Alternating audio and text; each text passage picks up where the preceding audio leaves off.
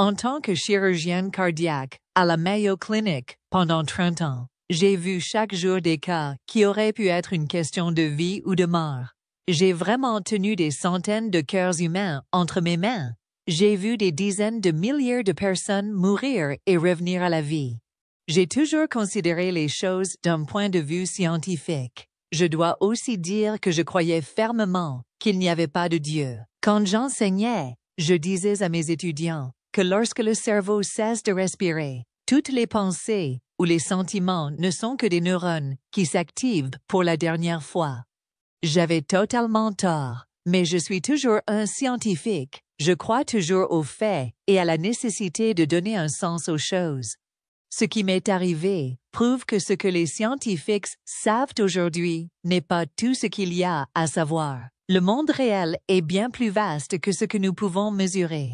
C'était le 3 février et je donnais une conférence sur les dernières techniques de réanimation cardiaque lors d'une réunion médicale à Phoenix. Je ne peux m'empêcher de rire de l'ironie de la situation. Je venais de terminer ma conférence lorsque j'ai ressenti une légère douleur à la poitrine. En tant que chirurgienne cardiaque, j'ai tout de suite compris ce qui se passait. J'étais en train de faire une crise cardiaque majeure. Quand j'ai regardé mon Apple Watch, mon rythme cardiaque était à son comble. Le médecin, assis à côté de moi, Dr. James Chen, et moi avons discuté. James, je lui ai dit que l'infarctus du myocarde de la paroi antérieure était en cours. Les rapports officiels de la Mayo Clinic Phoenix indiquent que j'étais cliniquement mort depuis 17 minutes et 22 secondes. Il n'y avait pas de battement de cœur et aucune activité cérébrale. Ils ont essayé de me défibriller 7 fois. L'équipe m'a dit plus tard qu'ils étaient sur le point d'arrêter pour la nuit lorsque mon cœur s'est remis à battre. Ce que j'ai vécu pendant ces minutes prendrait toute une vie à décrire entièrement. Dès que mon cœur s'est arrêté, j'ai eu l'impression de flotter au-dessus de mon corps. Je pouvais voir ce qui se passait dans la salle de conférence. Je pouvais voir mes collègues s'occuper de moi, entendre le docteur Sarah Williams demander de l'épinéphrine et voir le moniteur cardiaque indiquer une asystolie et une ligne plate. Mais ensuite, quelque chose a changé. La scène a commencé à s'estomper et je me suis retrouvée à traverser ce que je ne peux décrire que comme un tunnel de lumière. Mais ce mot ne lui rend pas justice. La lumière était vivante, consciente et aimante. Le changement fut instantané. Un instant, j'étais dans une douleur insupportable et l'instant d'après, j'étais en paix. C'est là que j'ai rencontré Jésus. Mais laissez-moi vous expliquer comment cela s'est passé. Lorsque je suis sorti du tunnel, j'étais dans ce qui semblait être une dimension de pure lumière, mais je pouvais tout voir clairement, et mes yeux ne me faisaient pas mal à cause de la luminosité. C'est à ce moment-là que j'ai entendu sa voix m'appeler par mon nom, Megan. Elle venait de partout et de nulle part en même temps. Au moment où je me suis retournée, je l'ai vu, et tout ce que je pensais savoir sur l'apparence de Jésus a complètement changé. Il m'a parlé, et c'est là que ma formation scientifique entre vraiment en jeu. Sa voix ne ressemblait à aucune de celles que j'avais entendues jusqu'à présent. Elle résonnait non seulement dans mes oreilles, mais dans chaque partie de mon être. Ce n'était pas particulièrement profond ou élevé, mais il y avait une autorité parfaite et un amour parfait en même temps. Il parlait, et je comprenais tout d'une manière qui dépassait le langage. Megan, tu as cherché la vérité à travers la science, ce qui est bien, m'a-t-il dit. Mais maintenant, tu verras des vérités plus grandes, dit-il. Puis il tendit la main et toucha mon front. Ces mains, j'ai vu les cicatrices de la crucifixion, mais elles n'étaient ni grossières ni douloureuses à regarder. Ils brillaient d'une sorte de lumière triomphante, comme des insignes d'honneur. À ce moment-là, j'ai eu ce que je ne peux décrire que comme une connaissance complète. J'ai vu tout le processus de création, et pas seulement le Big Bang, dans toute sa splendeur. Toutes les découvertes scientifiques que j'avais apprises étaient liées à un ensemble plus vaste. J'ai vu que chaque cœur sur lequel j'avais travaillé avait été conçu avec une intelligence divine. Mais ensuite, Il m'a montré quelque chose d'encore plus étonnant. Il m'a fait traverser ce qui ressemblait à une fenêtre dans le temps et m'a permis de voir des scènes de sa vie sur Terre. Je l'ai vu enseigner, guérir et interagir avec les gens. Le niveau de détail était incroyable. Je pouvais sentir la poussière dans l'air, sentir la chaleur du soleil et entendre les petites différences entre les dialectes araméens et grecs. Ce qui est incroyable, c'est que j'ai vu des choses qui n'ont jamais été écrites dans l'histoire. Je l'ai vu se préparer pour enseigner tôt le matin. Je l'ai vu réconforter un enfant dont la mère était morte avec une telle tendresse que cela m'a brisé le cœur. Je l'ai vu en privé avec ses disciples, leur enseignant des vérités plus profondes sur la vie. Mais ce qui m'a le plus frappé, c'est la façon dont il traitait les personnes qui souffraient. J'ai passé toute ma vie à essayer de guérir les gens, mais sa guérison était bien plus profonde que cela. Lorsqu'il touchait quelqu'un, on pouvait voir son être tout entier changer à cause de l'amour. Il m'a même parlé de sa crucifixion, qui était probablement la chose la plus profonde qu'il ait faite. Il m'a parlé de son point de vue. Je connais bien les traumatismes physiques, mais ce que j'ai vu dépassait tout ce que j'aurais pu imaginer. J'ai vu comment il a pris en charge non seulement la douleur physique, mais aussi la douleur spirituelle et émotionnelle de tous. Mais ce qui est étonnant, c'est que même lorsqu'il souffrait le plus, son visage exprimait à la fois la douleur et l'amour. Ses yeux n'ont jamais perdu cet étonnant mélange d'autorité et de compassion. Même sur la croix, sa principale préoccupation était pour les autres. Chaque détail compte. Il m'a montré 7 moments précis de sa vie qui ont changé ma façon de comprendre les événements historiques. D'abord, il m'a montré la crucifixion, mais de son point de vue.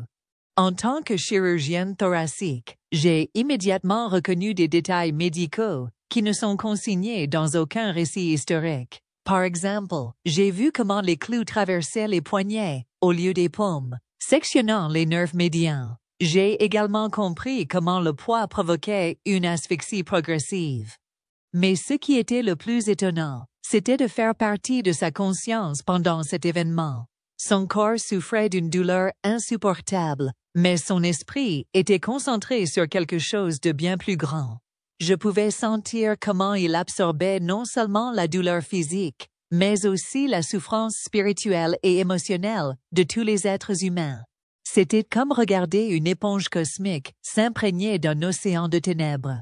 D'abord, je l'ai vu, Louis, âgé de 12 ans, avoir une conversation privée avec sa mère Marie, sur leur toit à Nazareth. Il parlait en araméen, une langue que je comprenais parfaitement. Il lui racontait comment il devenait de plus en plus conscient de sa valeur particulière, et je pouvais ressentir son étonnement et son inquiétude en tant que mère. La 12e fois, c'était au début de son ministère, avant qu'aucun miracle ne soit enregistré. Il a rencontré une famille dont le jeune fils était en train de mourir d'une leucémie lymphoblastique aiguë. Au lieu de guérir le garçon tout de suite, il a passé 3 jours avec la famille pour leur enseigner la signification profonde de la souffrance et de l'amour divin. Lorsqu'il a finalement guéri l'enfant, ce n'était pas seulement une guérison physique. C'était toute la famille qui avait été transformée. La 3e fois a été particulièrement puissante. C'était la veille de sa crucifixion, quelques heures avant Gethsémani. Il était seul sur le mont des Oliviers, en communion complète avec ce qu'il me montrait comme étant l'histoire humaine dans son ensemble. En même temps, il me montrait comment son sacrifice à venir allait se connecter à chaque vie. Mais il ne m'a pas seulement montré des événements historiques, il m'a aussi emmené voir le paradis, l'enfer et rencontrer Dieu le Père. Pour expliquer ce que j'ai vu en enfer, j'ai vu beaucoup de souffrances physiques terribles. Mais ce que j'ai vu en enfer n'était pas un lieu de torture active comme le prétendent certains. C'était plutôt un état de coupure totale de l'amour et de la vérité divine. J'ai vu des âmes qui avaient construit leur propre prison en prenant des décisions et en entretenant des croyances qui les empêchaient d'être en contact avec Dieu. La souffrance n'était pas forcée. C'était le résultat naturel de la coupure de la source de tout bien. En tant que médecin, j'ai pu constater que leur douleur s'auto-entretenait, comme lorsque le corps s'attaque à lui-même, avec une maladie auto-immune. Il n'y avait ni nuages ni arbres au ciel. Pensez plutôt au moment de compréhension, d'amour et de paix que vous avez ressenti, puis multipliez cela par l'infini. J'ai réalisé que chaque découverte scientifique que j'avais faite n'était qu'un petit aperçu d'une vérité plus vaste. J'ai réalisé que les lois physiques que nous étudions sont comme des ombres projetées par une réalité plus profonde. Par exemple, les mathématiques que nous utilisons pour expliquer la mécanique quantique ne sont qu'une approximation de quelque chose de beaucoup plus fondamental. Jésus m'a conduit dans ce que je ne peux décrire que comme le centre absolu de la réalité. Il y avait une présence à la fois écrasante et très familière. Imaginez si la vérité et l'amour parfait pouvaient parler. Si la sagesse infinie et la compassion parfaite pouvaient parler. Ce qui m'étonnait le plus, c'était la façon dont cet être suprême, source de toute existence, se concentrait sur chaque âme, comme si elle était la seule au monde. Je sentais que chaque prière, chaque larme et chaque célébration du bonheur était toujours présente à cette conscience. J'ai aussi appris quelque chose qui a changé ma façon de voir la science. Ce que nous appelons la réalité physique, y compris le temps et l'espace, viennent de cette conscience divine, de la même manière que les pensées viennent d'un esprit. Beaucoup de gens pensent que la partie la plus intéressante de mon témoignage est la façon dont j'ai décrit l'apparence de Jésus. En tant que chirurgien, je suis formé pour observer attentivement et noter ce que je vois. Ce que j'ai vu n'avait rien à voir avec les représentations artistiques traditionnelles, mais il était immédiatement clair que c'était la réalité que ces représentations essayaient de capturer. Il se tenait devant moi, et la première chose qui m'a frappé était sa taille. Il était de corpulence moyenne, mais sa présence remplissait la pièce. Sa carrure était athlétique mais pas imposante, comme celle de quelqu'un qui avait travaillé comme charpentier et qui avait beaucoup marché pendant son ministère. Sa peau était olive claire, comme celle des gens du Moyen-Orient moderne, qui passent du temps à l'intérieur et à l'extérieur.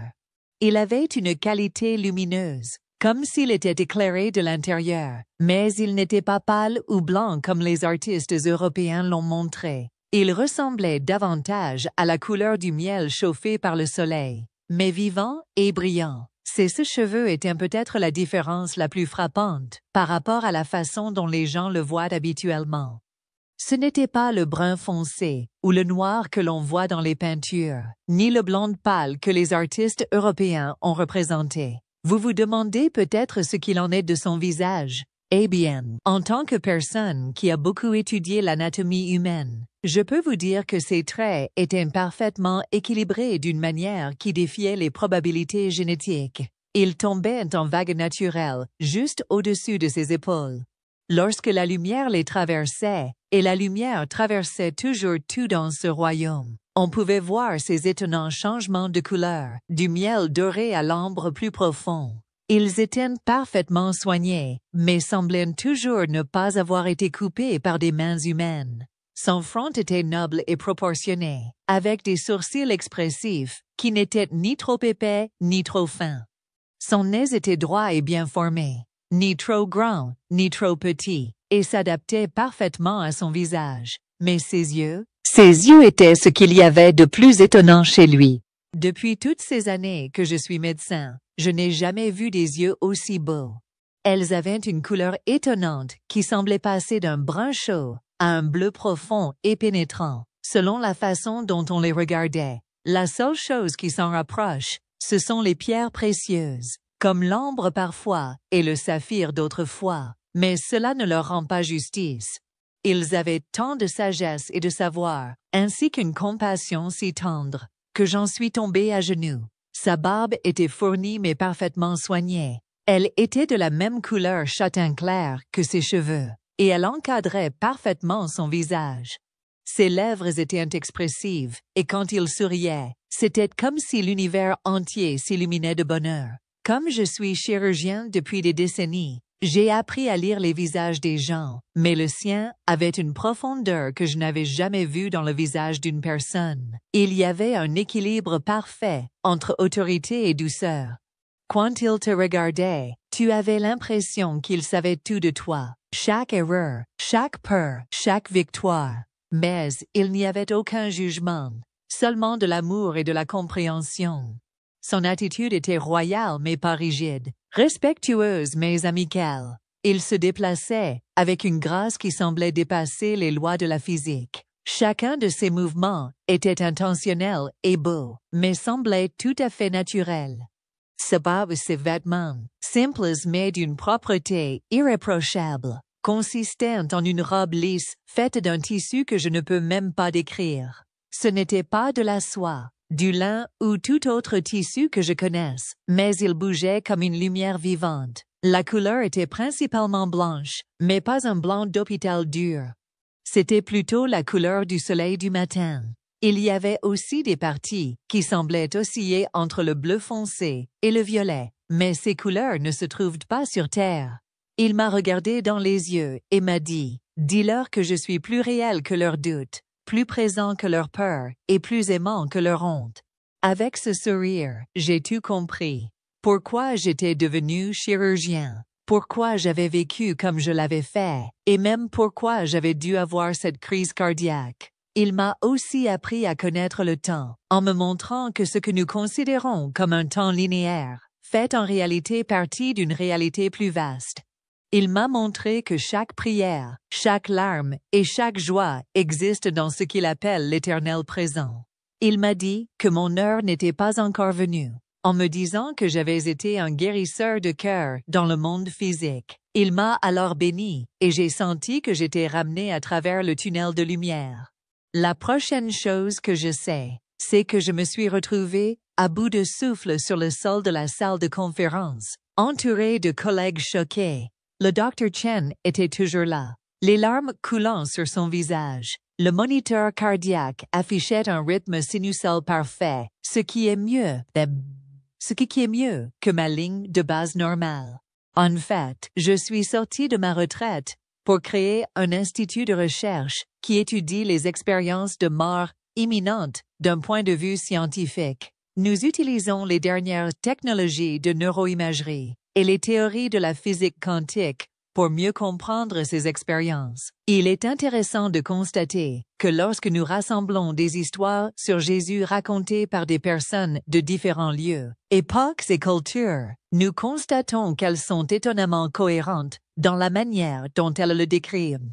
C'est particulièrement vrai pour les aspects de son apparence, qui ne correspondent pas à la manière dont les artistes le représentent habituellement. Par exemple, ses cheveux châtain clair, la couleur changeante de ses yeux et son teint unique apparaissent sans cesse dans les faits.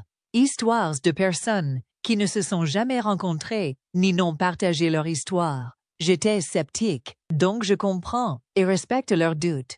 Mais je leur demanderai d'y réfléchir. J'étais très fier de pouvoir observer et noter soigneusement ce que j'ai vécu, les détails concernant l'apparence de Jésus, la qualité de la lumière et la nature de la conscience au-delà du corps ne sont pas de vagues descriptions mystiques. Ce sont des observations précises de quelqu'un qui a été formé pour remarquer les détails et rester objectif. Le fait que ces mêmes détails, ses cheveux châtains, clairs au reflet doré, ses yeux qui oscillent entre le brun et le bleu, la qualité de son teint, sa taille moyenne et ses proportions parfaites, à travers les cultures et les époques, devraient intéresser tout chercheur sérieux. Rien n'a changé, et tout a changé après ce que j'ai vécu. Je continue à regarder la vie avec le même esprit critique. Au fond, je suis toujours un chirurgien. Notre monde physique n'est que la surface de quelque chose de beaucoup plus profond. J'ai commencé à noter chaque détail de mon expérience, ce qui, je l'espère, aidera les scientifiques à mieux comprendre les amis. J'ai également travaillé avec des artistes qui ont vécu des expériences similaires pour réaliser des images plus précises de l'apparence de Jésus en me basant sur ce que nous avons vu ensemble. Mais le plus grand changement se produit en moi. Si vous avez vécu une expérience similaire, mais que vous avez eu peur d'en parler, sachez que vous n'êtes pas seul. En tant que médecin, je peux vous dire que la conscience transcendant la mort physique est non seulement possible, mais que c'est ce que je comprends, maintenant, comme étant notre état naturel. Et pour ceux qui n'ont pas vécu une telle expérience, le Jésus que j'ai rencontré, avec ses cheveux châtain clair, ses yeux étonnants, qui passaient de l'ambre au bleu, ses proportions parfaites, et son amour débordant, est plus réel que tout ce qui existe dans ce monde physique. Il connaît chaque détail de votre vie, chaque lutte, et il vous aime avec une complétude que notre esprit peut à peine comprendre.